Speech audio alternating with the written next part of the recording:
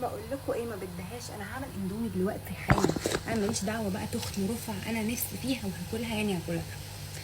ضعيفه الشخصيه قدامها جدا. بس عايزه اقول لكم على حاجه.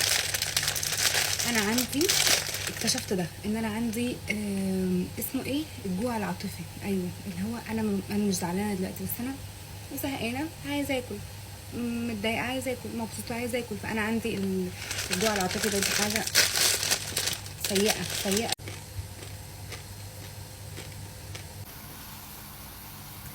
يعني انا مش كمان باكل اندومي ده، انا كمان باكلها مش مستويه. انا بحبها مش مستويه بشكل مش طبيعي. جبنا المصفى بتاعتنا، نبدا نصفي من الميه ونحط هنا شويه ميه مش كتير عشان يعملوا صوص كده. عدلت الكاميرا عشان تشوفوا النودلز كده قدامكم كده، تجوعوا معايا، عشان اي حد عامل دايت يقوم يبوظ دايت على طول.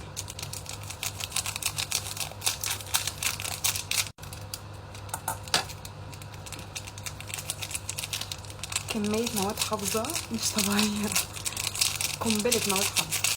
بقى الكلام ده كله مواد حافظه، الوان صناعيه، كارثه كارثه. كده قلبت طبقي كويس جدا، ويلا بقى علشان ادوق وهنبهر زي كل مره. بجد نفس الطعم اللي انا بحبه بالظبط. يلا بسم الله.